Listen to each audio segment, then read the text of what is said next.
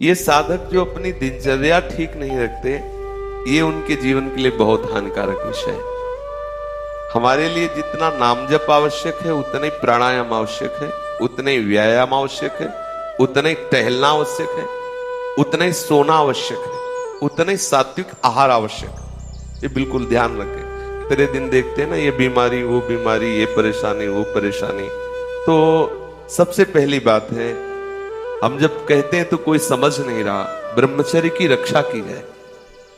ब्रह्मचर्य बहुत बड़ा अमृत तत्व है। ये मूर्खता के कारण लोग इसे ध्यान नहीं देते हैं। एक ने तो कहा कि संसार में भी यही सुख है, तुम भी उसमें भी कह रहे हो कि ऐसा। हम भाई तुम्हें सुखी करने के लिए कह रहे, दुखी करने के लिए तो नहीं कह रहे ना। हम तुम्हारे दुश्मन नहीं हैं, तुम्हारे मित्र हैं। तुम्हारा मन तुम्हें गलत रास्ता दे सकता है, लेकिन हम तुम्हें गलत रास्ता नहीं दे रहे। तुम सदगृहस्थ हो तो संयम से चलो। सदगृहस्थी में भी आप सोचो, आप रात दिन पशुता का व्यवहार करके मलिन मन के द्वारा शांति प्राप्त करना चाहते हो, आनंद की अनुभूति करना चाहते हो, कैसे हो सकता है?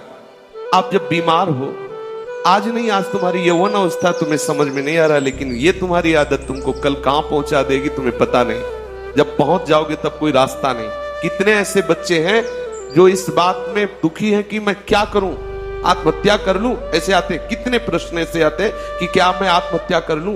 देखो पहुंचा दिया, यहां आपके मन ने वहां पहुंचा दिया जो अंतिम दुर्गति का केंद्र है। यदि आप गृहस्थ हैं तो 5 बजे तक उठ जाए, इतनी छूट। मान लो आप रात्रि में 11, साढ़े 11 बजे या 12 बजे सोते तो 5 घंटे। अगर आप दिन में नहीं सोते तो 6 बजे तक उठे। सूर्य उदय हो रहा हो, आप सो रहे, चाहे गृहस्थ हो चाहे विरक्त हो, आप बिल्कुल नष्ट हो जाएंगे। आपकी आयु नष्ट होगी, आपकी बुद्धि भ्रष्ट होगी, आप ब्रह्मचर्य रह नहीं सकते। कह देते ब्रह्मचर्य की क्या जरूरत, क्या आप सच्ची मानिए।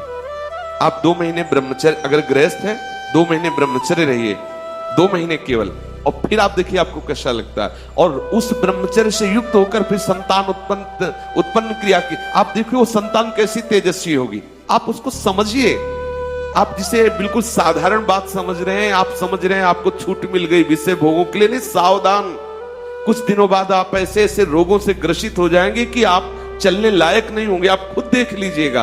कुछ दिन बाद ऐसी आपकी इंद्रियां हो जाएंगी कि साधारण बातों में आप ब्रह्मचर्य रहित हो जाएंगे, सोच में ब्रह्मचर्य रहित हो जाएंगे, साधारण घर्षण में आप ब्रह्मचर्य रहित हो जाएंगे। ऐसी स्थितियां आती हैं जिनमें मतलब कितनी दुर्दशा हो जाए, चाहे वो स्त्री शरीर हो चाहे पुरुष शरीर।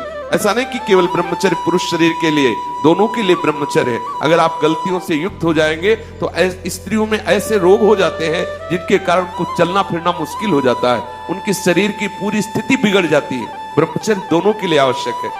कुछ लोग प्रश्न करते हैं कि गृहस्थ आश्रम में ब्रह्मचर्य का अस्तित्व नहीं। आप देख लो, अगर 1-2 साल में आंखों में कम ना दिखाई देने लगे तो बताना। अगर घुटने दर्द करे, कमर दर्द करे, चलने पर आपको चक्कर आने लगे, देखना, खुद देखना।